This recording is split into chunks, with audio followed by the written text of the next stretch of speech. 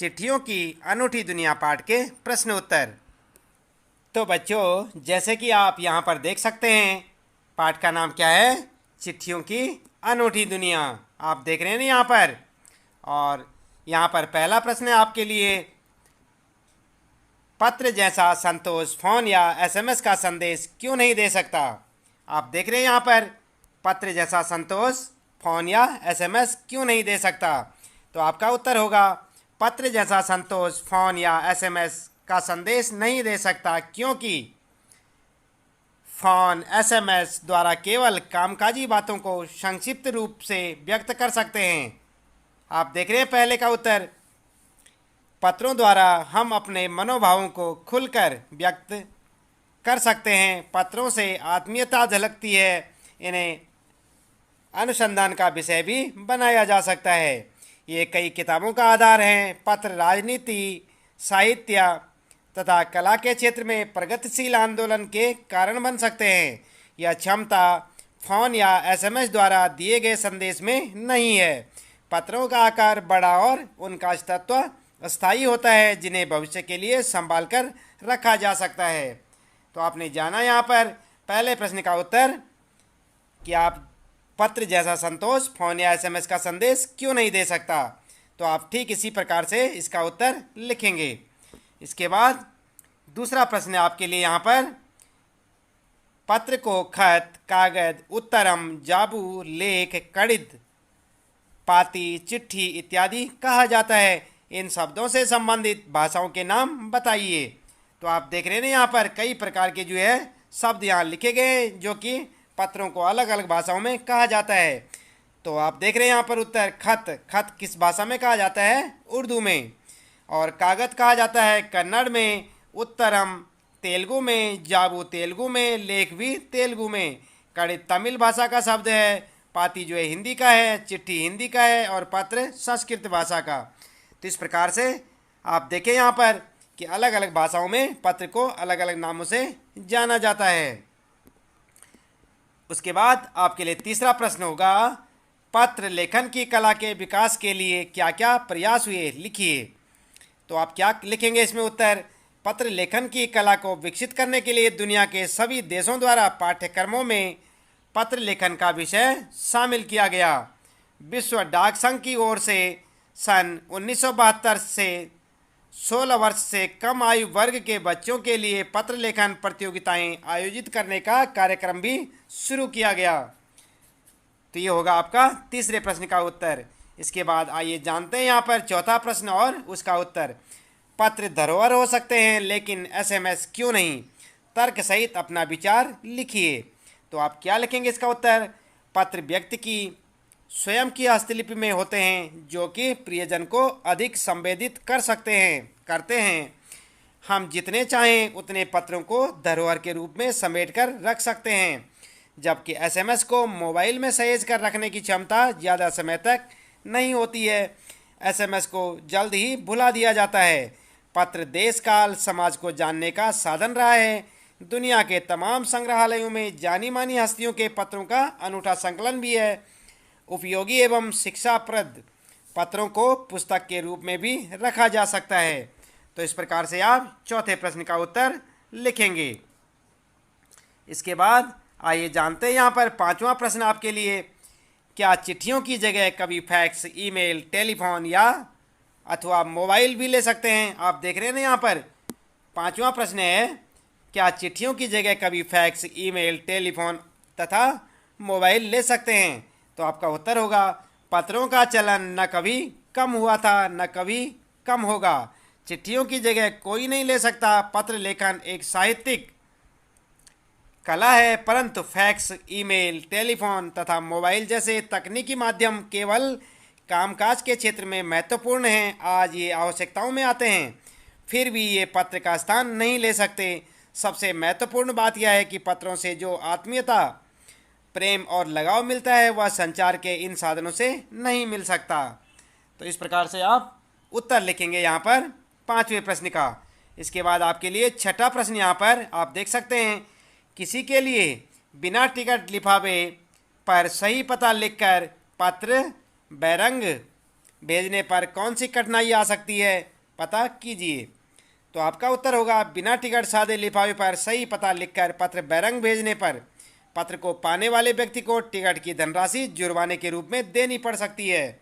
कई बार में पत्र सही पते पर नहीं पहुंचता या फिर पत्र वापस भी आ सकता है। इस प्रकार से आप उत्तर लिखेंगे। इसके बाद अगला और 7वां प्रश्न आपके लिए, आप ध्यानपूर्वक देखें। पिन कोड भी संख्याओं में लिखा गया एक पता है, कैसे? तो आपका उत्तर होगा पिन कोड किसी खास क्षेत्र को संबोधित करता है कि यह पत्र किस राज्य के किस क्षेत्र का है। इसके साथ व्यक्ति का नाम और नंबर आदि भी लिखना पड़ता है। पिन कोड का पूरा रूप है पोस्टल इंडेक्स नंबर। यह 6 अंकों का होता है। हर एक का खास स्थानीय अर्थ होता है, जैसे 1 अंक राज्य का, 2 और 3 अंक उपक्षेत्र के, अन्य अंक क्रमशः डाकघर आदि के होते हैं। इस प्रकार पिन कोड भी संख्याओं में लिखा गया एक पता है। आप इस प्रकार से इसका उत्तर लिखेंगे। इसके बाद बच्चों 8वां प्रश्न आपके लिए, ऐसा क्यों होता था कि महात्मा गांधी को दुनिया भर से पत्र महात्मा गांधी इंडिया पता लिखकर आते थे? आप देख रहे हैं ना यहाँ पर 8वां प्रश्न, ऐसा क्यों होता था कि महात्मा गांधी को दुनिया भर से पत्र महात्मा गांधी इंडिया, आप देख रहे हैं यहाँ पर महात्मा गांधी इंडिया, यह पता लिखकर आते थे। तो ऐसा क्यों होता था? आपका उत्तर होगा गांधी जी भारत में ही नहीं पूरे विश्व में जाने वाले व्यक्ति थे। यानी कि जाने वाले व्यक्ति हैं, जाने जाने वाले व्यक्ति हैं, क्योंकि गांधी जी को पूरा विश्व ही जानता था। उन्हें दुनिया भर से पत्र महात्मा गांधी इंडिया पता लिखकर आते थे, क्योंकि महात्मा गांधी अपने समय के सर्वाधिक लोकप्रिय व प्रसिद्ध व्यक्ति थे। वे भारत गौरव थे। गांधी जी देश के किस भाग में रह रहे हैं यह देशवासियों को पता रहता था, अतः उन्हें पत्र अवश्य मिल जाता था। वे किसी एक परिवार या स्थान के न होकर पूरे भारत के प्रतिनिधि थे, इसलिए कई लोग महात्मा गांधी इंडिया लिखकर उन्हें पत्र भेज दिया करते थे। तो यहाँ पर बच्चों आप ध्यान दें कि महात्मा गांधी इंडिया लिखकर जो पत्र भेजते थे, क्यों भेजते थे? क्योंकि वो लोकप्रिय थे और सभी उनको जानते थे। आप ध्यान दें, यदि आप जो है अपने गांव से दूसरे गांव चले जाते हैं तो लोग आपको पहचानते नहीं हैं, लेकिन महात्मा गांधी को सारा देश पहचानता था और विश्व के सभी देश पहचानते थे। इसलिए जहां भी वे रहते थे लोग उनके बारे में पता कर लेते थे और महात्मा गांधी को उनका पत्र दे देते थे।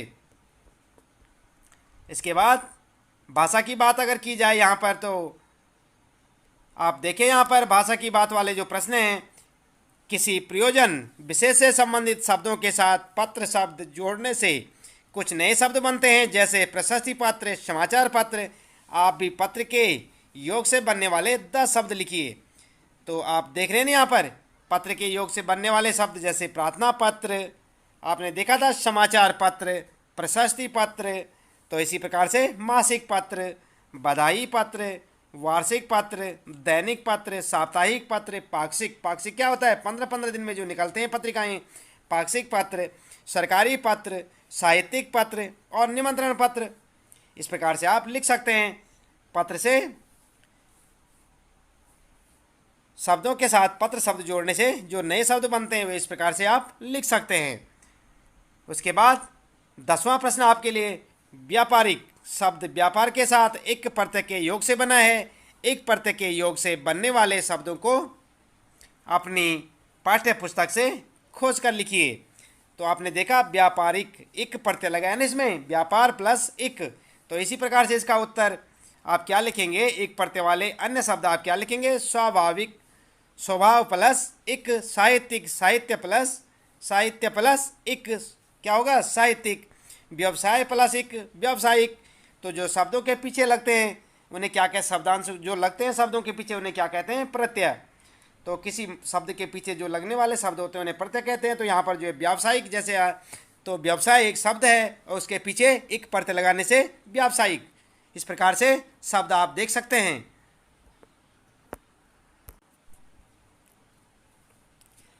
तो बच्चों इसी प्रकार आगे अन्य शब्द भी आप यहाँ पर देखें, जैसे प्राकृतिक, प्रकृति प्लस एक, जैविक, जैव प्लस एक, प्रारंभिक, प्रारंभ प्लस एक, पौराणिक, पुराण प्लस एक, ऐतिहासिक, इतिहास प्लस एक और सांस्कृतिक, संस्कृति प्लस एक।